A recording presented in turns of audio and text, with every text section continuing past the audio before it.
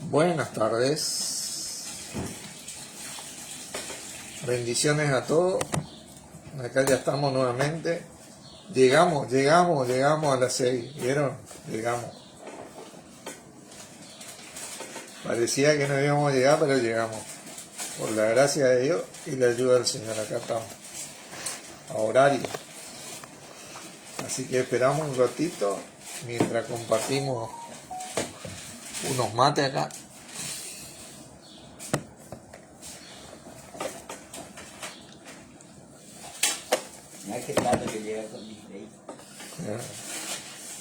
A punto de comenzar con esta segunda parte de esta serie de enseñanza que estamos compartiendo.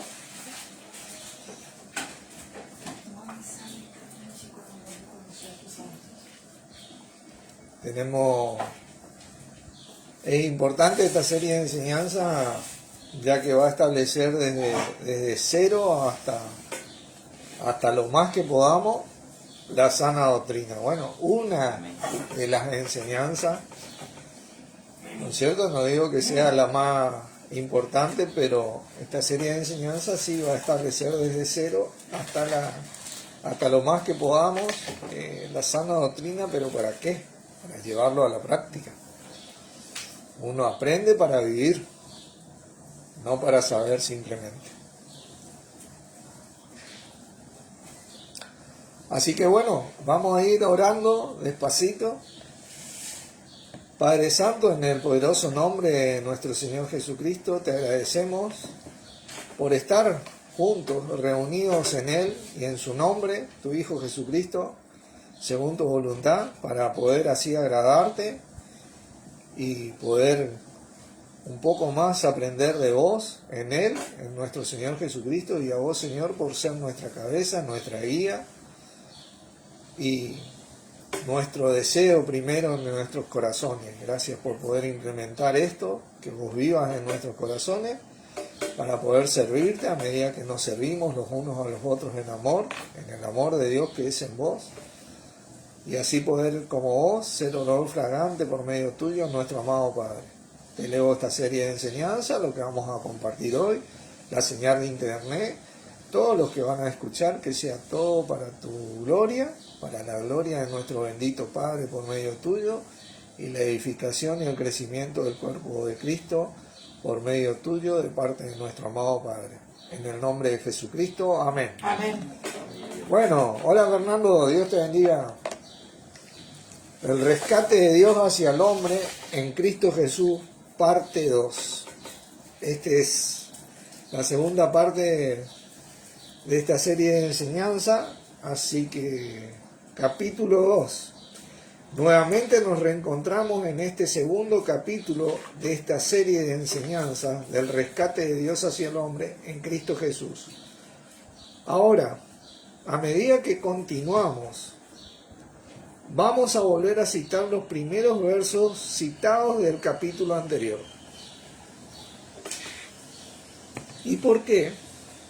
Porque debemos entender para creer la importancia del estudio de Dios, del estudio de la palabra de Dios, llevándolo a la práctica en nuestra vida. Y el mayor ejemplo que tenemos de esto es nuestro mismo Señor Jesús. Lucas capítulo 4, versículo 16.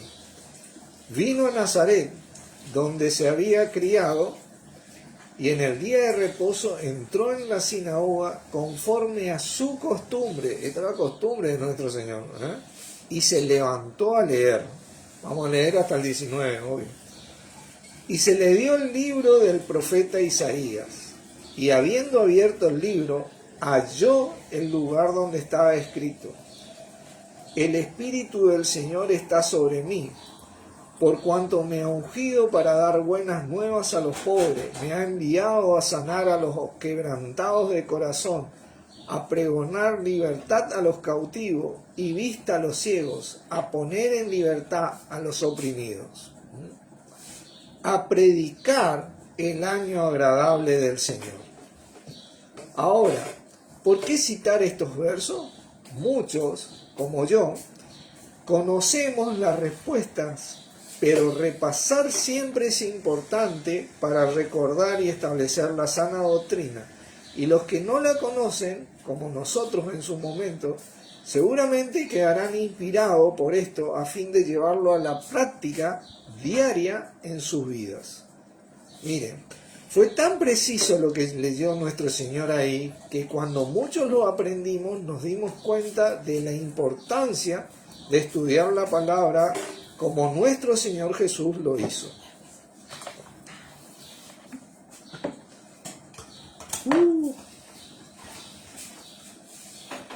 El texto citado ahí corresponde al libro de Isaías, que, como dije en el capítulo anterior, en esa época no había capítulos ni versículos que lo guíen a encontrar ese texto, a diferencia de nosotros hoy. Así que cuando halló lo que leyó, es porque lo había estudiado al punto que lo buscó adrede. Revisemos el texto de Isaías para entender mejor. Isaías 61, versículos 1 y 2. El Espíritu de Jehová el Señor está sobre mí, porque me ungió Jehová. Me ha enviado a predicar buenas nuevas a los abatidos, a vendar los quebrantados de corazón, a publicar libertad a los cautivos y a los presos apertura de la cárcel, a proclamar el año de la buena voluntad de Jehová y el día de la venganza del Dios nuestro, a consolar a los enlutados. Tremendos versículos. Muy bien, el verso que nos interesa es el número 2. La primera parte de él dice: a proclamar el año de la buena voluntad de Jehová. Es el verso 19 de Lucas capítulo 4 que dice: a predicar el año agradable del Señor. Sin embargo, el verso en Isaías sigue, más en Lucas el Señor lo cortó ahí. ¿Y por qué? Porque a eso había venido, a proclamar el año agradable del Señor.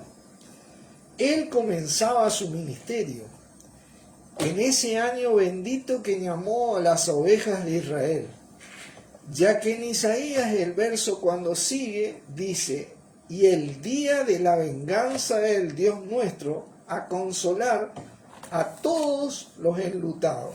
Se refiere esta segunda parte a lo que va a ocurrir en el Apocalipsis. ¿Vieron?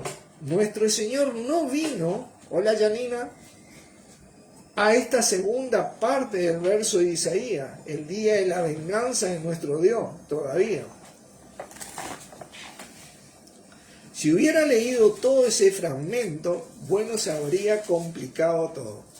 Pero no lo hizo, gracias a Dios, porque sabía bien lo que debía leer, porque lo había estudiado y creído para hacer consecuentemente. Lucas 4, 19 al 21. Vamos a leer. Hola Anita, Dios te bendiga. A predicar el año agradable del Señor. Y enrollando el libro, lo dio al ministro y se sentó. Y los ojos de todos en la sinagoga estaban fijos en él. Y comenzó a decirles: hoy se ha cumplido esta escritura delante de vosotros. ¿Qué momento habrá sido ese? Maravillosos versículos. Esto fue el comienzo de su ministerio al pueblo de Israel. Fue tal la precisión de nuestro Señor al leer esto que es muy notable para nuestro aprendizaje hoy, para que nosotros imitemos este maravilloso andar de nuestro Señor al estudiar la palabra para hacer su voluntad hoy.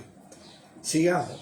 Sin embargo, entre el año agradable del Señor y el día de la venganza de nuestro Dios, estamos nosotros. Amén. Lo que se llamaba en aquella época el secreto de Dios. El gran misterio revelado por Jesucristo mismo. La iglesia de gracia. o la administración de gracia. Miren, esta gracia destinada a nosotros era un misterio para ellos. Por eso Isaías escribe así, mostrando los dos puntos simplemente: el año agradable del Señor y el día de la venganza de nuestro Dios, donde lee nuestro Señor, cortando en Lucas en esa primera parte del versículo. Primera de Corintios 2, versículos 6 al 8. Sin embargo, hablamos sabiduría entre los que han alcanzado madurez. Y sabiduría no de este siglo, ni de los príncipes de este siglo que perecen, mas hablamos sabiduría de Dios en misterio, la sabiduría oculta, la cual Dios predestinó antes de los siglos para nuestra gloria. Esto es algo tremendo. La que ninguno de los príncipes de este siglo conoció, porque si lo hubieran conocido, nunca hubieran crucificado al Señor de gloria. ¿Se dan cuenta de lo grandioso que es esto?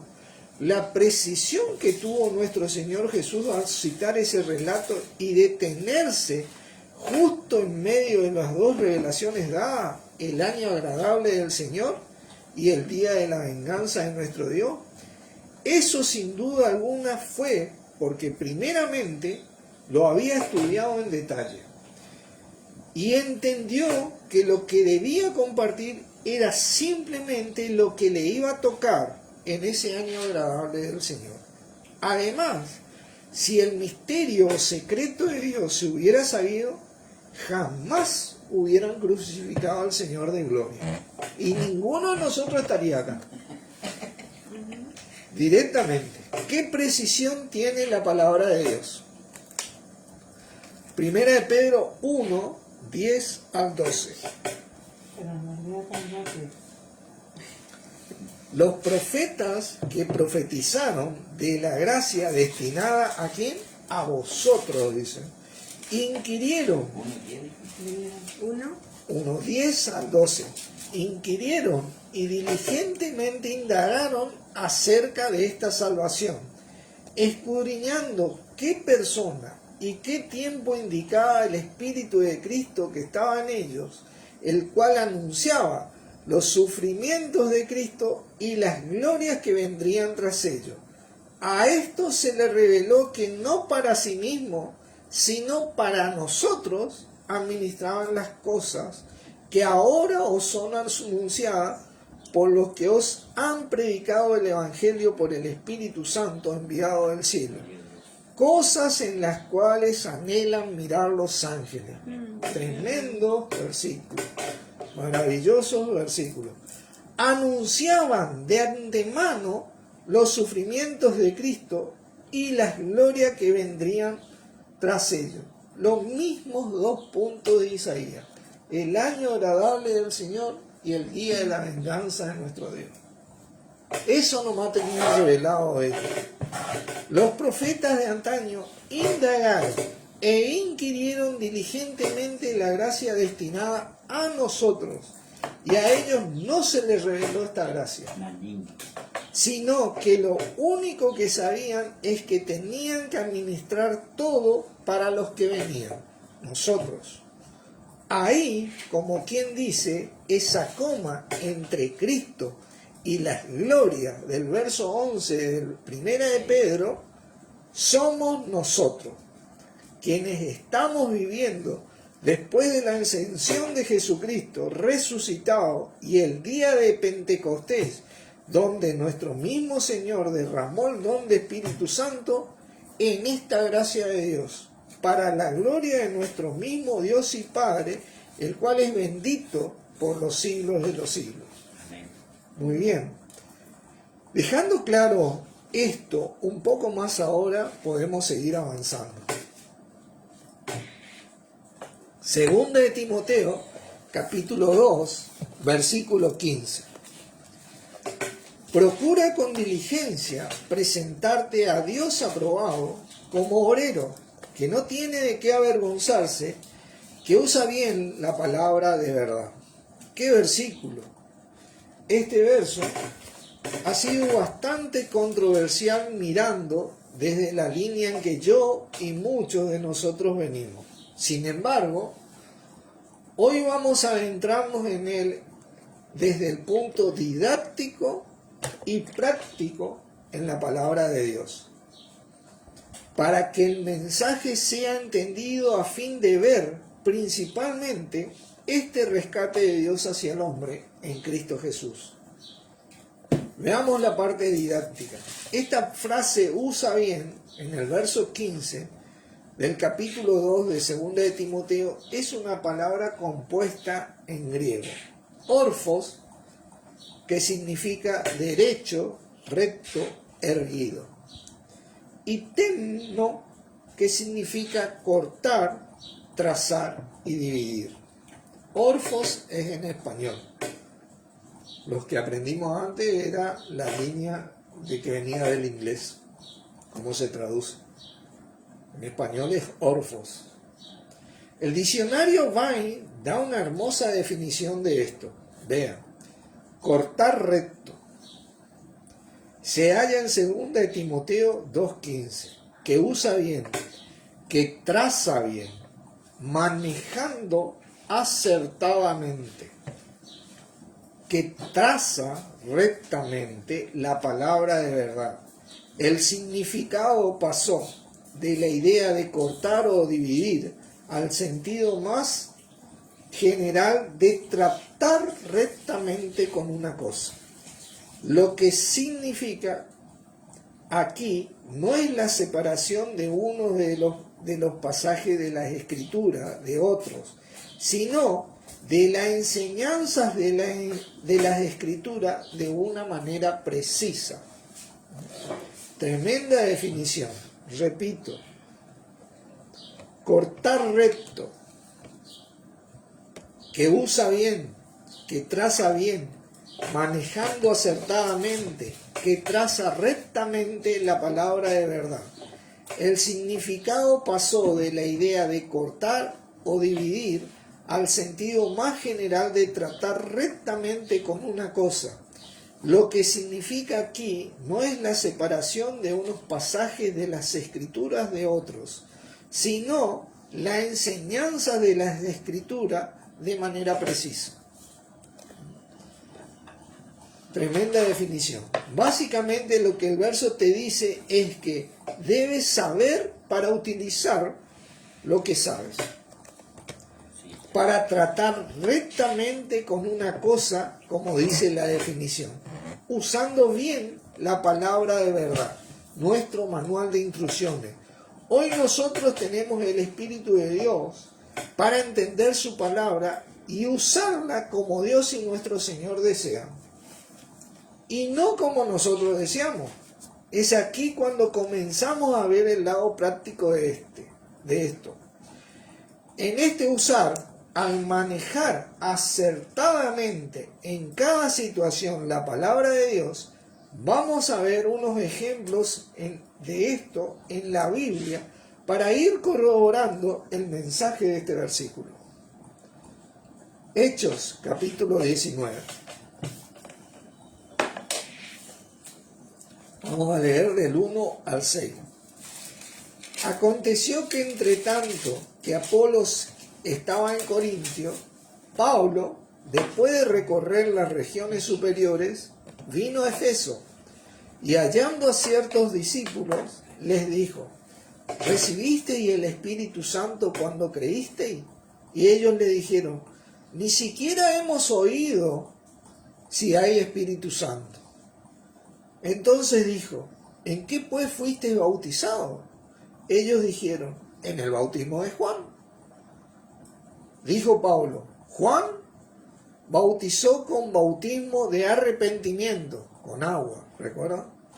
Diciendo al pueblo que creyesen en aquel que vendría después de él, esto es, en Jesús el Cristo. Cuando oyeron esto, fueron, ¿qué cosa? Bautizados en el nombre del Señor Jesús. Y habiéndoles Pablo impuesto las manos, vino sobre ellos el Espíritu Santo y hablaban en lengua y profetizaban. Vean qué tremendo relato de la palabra de Dios. Aquí vemos cómo el apóstol Pablo manejó acertadamente el conocimiento de la palabra para usarla con precisión, separando o dividiendo lo que antes tenían disponible en el bautismo de Juan para hacerlo, de lo que hoy tenemos disponible para hacer el bautismo del Espíritu Santo. El bautismo de agua no te hace nada en sí, ni malo ni bueno, pero una cosa nos hace: no te salva, no te hace salvo. Confesar a Jesús como Señor es lo que te hace salvo. Y recién ahí el Señor Jesús derrama ese don de Espíritu Santo en vos para ser salvo. Esto es el bautismo del Espíritu Santo. Miren, Hechos 4, 11 y 12. Este Jesús es la piedra reprobada por vosotros los edificadores, la cual ha venido a ser cabeza del ángulo. Y en ningún otro hay salvación, porque no hay otro nombre bajo el cielo dado a los hombres en que podamos ser salvos. Tremendo versículo. Repasemos algunos versículos ya vistos en estas enseñanzas. Hechos 2, 38. Pedro les dijo: arrepentíos y bautícese cada uno de vosotros en el nombre de Jesucristo para perdón de los pecados y recibiréis el don de Espíritu Santo. Romanos 10:9. Que si confesares con tu boca que Jesús es el Señor y creyeres en tu corazón que Dios le levantó de los muertos, serás salvo. Efesios 1, 13 y 14. En él también vosotros, habiendo oído la palabra de verdad, el evangelio de vuestra salvación, y habiendo creído en él, en el Señor Jesús, fuisteis sellados con el Espíritu Santo de la promesa, que es las arras, la garantía de nuestra herencia, hasta la redención de la posesión adquirida para la alabanza de su gloria. Maravillosos versículos. Este es el bautismo del Espíritu Santo. Bautismo significa lavar, en el sentido de limpiar los pecados. El bautismo de agua en Juan, o de Juan, lo hacía temporalmente, pues cuando volvían a pecar estaban sucios nuevamente. Mas el bautismo del Espíritu Santo es haber sido lavados, limpiados del pecado y sus consecuencias definitivamente. Miren, repito para que quede bien establecido. Efesios 1, 13 y 14. En él también vosotros, habiendo oído la palabra de verdad, el evangelio de vuestra salvación, y habiendo creído en él, en el Señor Jesús, fuisteis sellados con el Espíritu Santo de la promesa, que es la arra, la garantía de nuestra herencia hasta la redención de la posesión adquirida para la alabanza de su gloria. Ese Espíritu nos ha redimido del pecado y sus consecuencias. Redención significa de una vez y para siempre. Leo en otra versión. La Biblia Usejo dice en Hechos 2:38 así: Pedro les dijo: convertíos y que cada uno de vosotros se bautice en el nombre de Jesucristo para remisión de vuestros pecados y recibiréis el don de Espíritu Santo. La palabra correcta es remisión. Esta palabra remisión está asociada con el verbo remitir, que significa enviar una cosa o persona a otro lado. Nosotros fuimos enviados al cuerpo de Cristo. ¡Pum! Nosotros, al confesar a Jesús como nuestro Señor, recibimos... ¿Cómo? No, para que me entiendan. Nosotros, al confesar a Jesús como nuestro Señor, recibimos ese Espíritu y fuimos remitidos, alejados de nuestros pecados de una vez y para siempre. Dios nos lavó o bautizó en el nombre de su Hijo Jesús, nuestro Señor, con ese Espíritu Santo derramado por nuestro mismo Señor Jesús en nosotros, alejándonos total y definitivamente de nuestros pecados y consecuencias, haciéndonos salvos, sus hijos, de una vez y para siempre. Hola Nati, Dios te bendiga. Hola Miriam, Dios te bendiga. Ahora somos hijos de Dios, hermanos de nuestro Señor Jesús. Y el perdón que utilizamos es como el perdón que cualquier hijo con su padre y con su hermano utiliza. Es simplemente para restablecer la relación, la comunión, porque la salvación ya la recibimos cuando confesamos a Jesús como nuestro Señor, y eso es un regalo de Dios, un don de Dios, de nuestro Padre. Efesios 2, 8 y 9. Porque por gracia sois salvos por medio de la fe, y esto no de vosotros, pues es don de Dios. Hola Emerson. No por obra, para que nadie se gloríe. ¿Por qué repetimos tanto? Porque debemos establecer y entender bien esta palabra de Dios para usarla acertadamente cada vez que amerite la situación. Además, este don debemos saber que es irrevocable.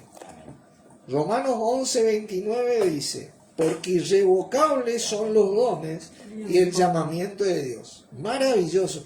Esto una vez que lo recibí no lo perdí, hermano. Una vez que soy hijo para siempre.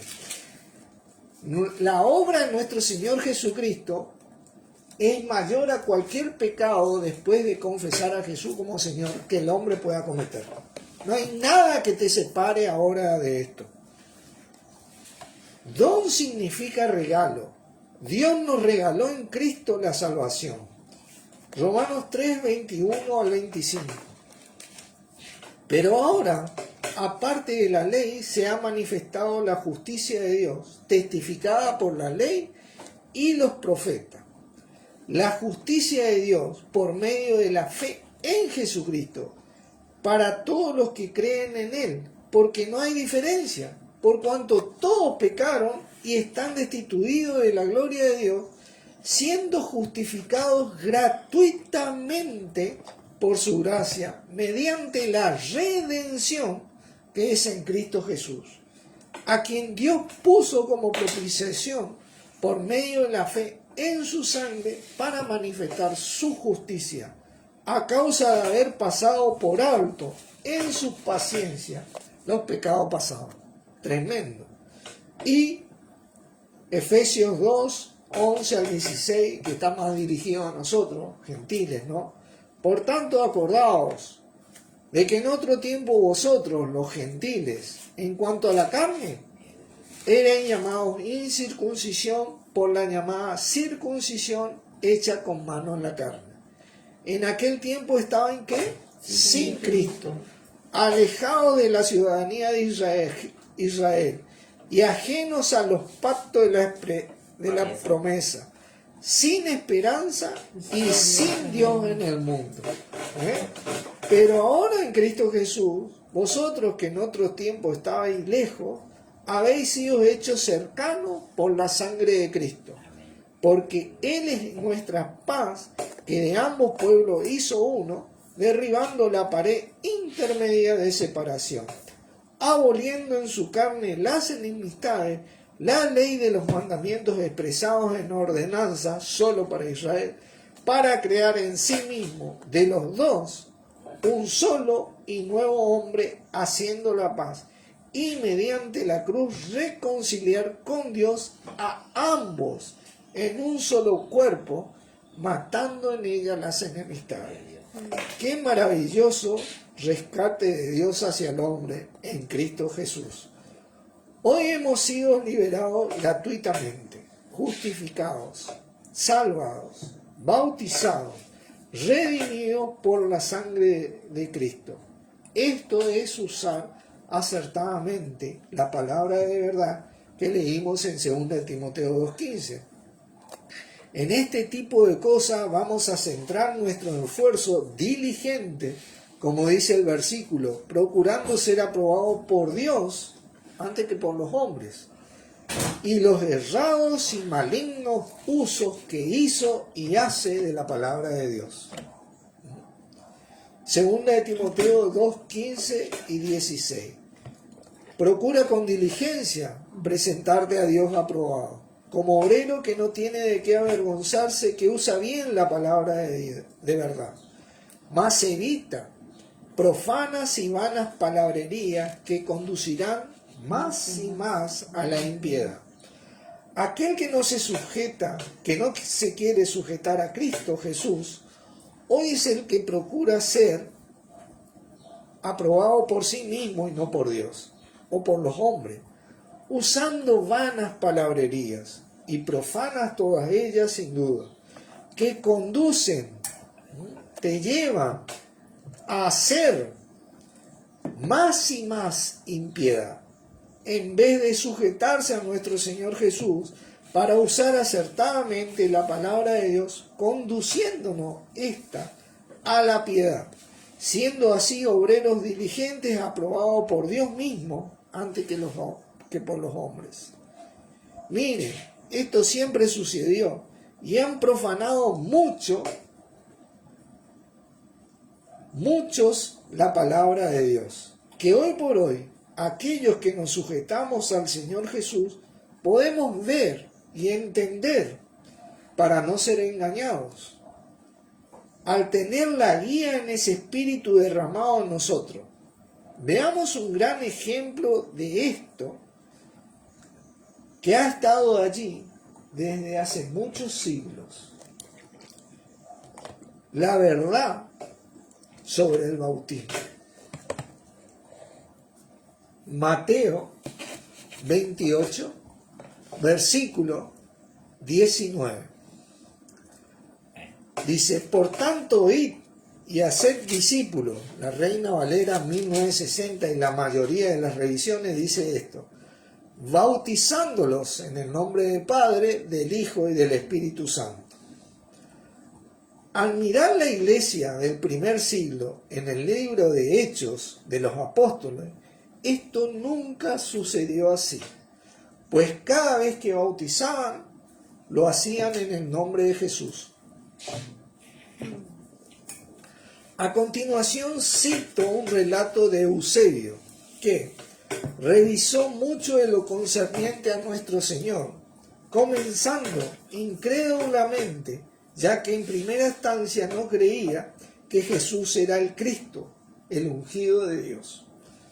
Según Eusebio de Cesarea, revisando también la historia, nos encontramos que Eusebio de Cesarea, también conocido como Eusebio Pampili, en el 265 y 339 después de Cristo que vivió, fue obispo de Cesarea y se le conoce como el padre de la historia de la iglesia, porque sus escritos están entre los primeros relatos de la historia del cristianismo primitivo.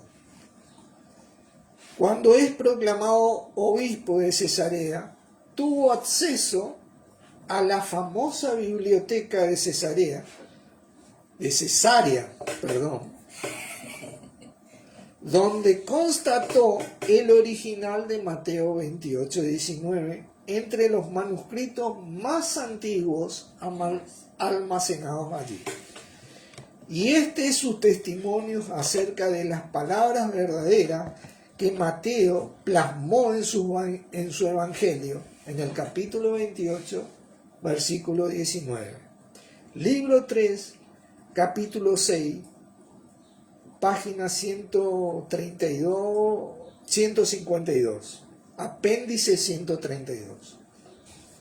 El Señor dijo a sus discípulos, id y haced discípulos de todas las naciones en mi nombre, enseñándoles a observar todas las cosas que yo os he mandado. Asimismo, en su libro IX, capítulo 11, 445, también anota: id y haced discípulos de todas las naciones en mi nombre. Y en su libro 1, capítulo 5 y 9, apéndice A, página 24, anota: id vosotros y haced discípulos de todas las naciones, enseñándoles que observen todas las cosas las cuales yo os he mandado. Las anteriores citas, según Eusebio, refleja el verso como él lo leyó del texto en la biblioteca en Cesarea. Id vosotros a todo el mundo y haced discípulos de todas las naciones en mi nombre. Sobre Eusebio, Frederick Conwarish, que nació en 1856 y falleció en 1924, era un orientalista británico, miembro de la Universidad College de Oxford y profesor de teología en la Universidad de Oxford. Dio testimonio de este hecho y escribió: de los testigos patrísticos del texto del Nuevo Testamento, tal como estaban en los manuscritos griegos alrededor de 300 y 340 después de Cristo, ninguno es tan importante como el de Eusebio de Cesarea, puesto que vivía en la mayor biblioteca cristiana de la época, aquella que Orígenes y Pampilus habían reunido. En su Teofania, que se conserva en una versión siriaca antigua de un códice de Nitria, escrito en el año 411, que está en el Museo Británico en su famosa historia eclesiástica. Esto está escrito y a la vista, pero siguen dando palabras profanas y vanas que conducen más y más a la impiedad. Y en su panegírico del emperador Constantino, tras una moderada búsqueda en estas obras de Eusebio, he hallado 18 citas de Mateo 28, 19, y siempre en la forma siguiente: id y haced discípulos de todas las naciones en mi nombre, enseñándolos que observen todas las cosas que yo he mandado. Mateo 28, 19 dice en realidad: id y haced discípulos de todas las naciones en mi nombre, y enseñándoles a observar todas las cosas que yo os he mandado. Todo lo demás fue agregado por el hombre. Maravillosa verdad de la palabra de Dios. Es de notar, y repito, que en todo el libro de Hechos de los Apóstoles que leemos y todos los demás libros, siempre los discípulos se bautizaban en el nombre del Señor Jesús. Lamentablemente esta frase vana y profana más que nada ha traído un mal uso de la palabra, tratando de evitar que más hombres y mujeres se salven en el Señor Jesús al recibir el bautismo del Espíritu Santo gratuitamente, para la gloria de Dios. ¿Cómo ocurrió esto? Debemos recordar siempre cuando nuestro Señor leyó el rollo de Isaías, testificando sobre el año agradable del Señor, que Él vino a vivir llamando a las ovejas perdidas de la casa de Israel. Con respecto a este rollo y los demás, sabemos que están en su mayoría hoy escritos en el griego, enunciales, mayúsculas, sin signo de puntuación, números de versículos y capítulos, y mucho menos sin títulos o subtítulos agregados por el hombre, que nos sirven para ubicarnos en la palabra, pero carecen de autoridad para interpretarla en el Señor Jesús y de acuerdo a Él. Miren, Las Biblias que hoy tenemos son revisiones, que vienen de versiones, y hablo siempre en plural, que vienen de traducciones de un idioma a otro, que vienen de los manuscritos que vienen de los originales.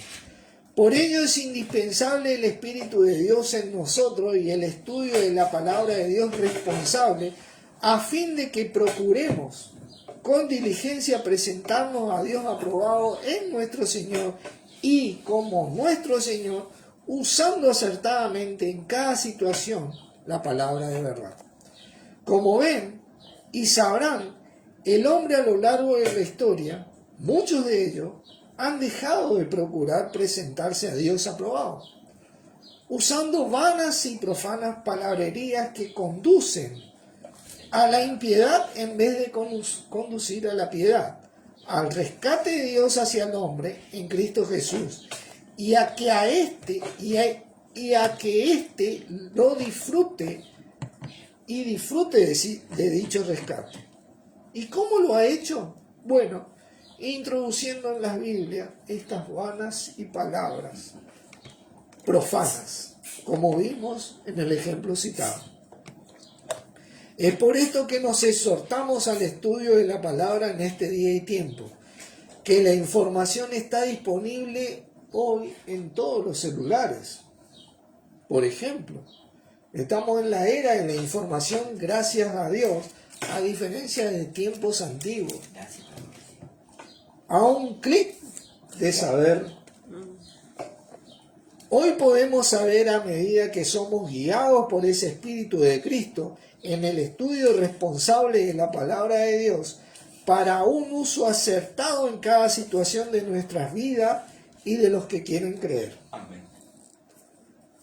Por ello, a medida que revisemos este rescate de Dios hacia el hombre en Cristo Jesús, corregiremos muchas de estas vanas y profanas palabras para que el uso que le demos a ella nos presente diligentemente como obreros aprobados por Dios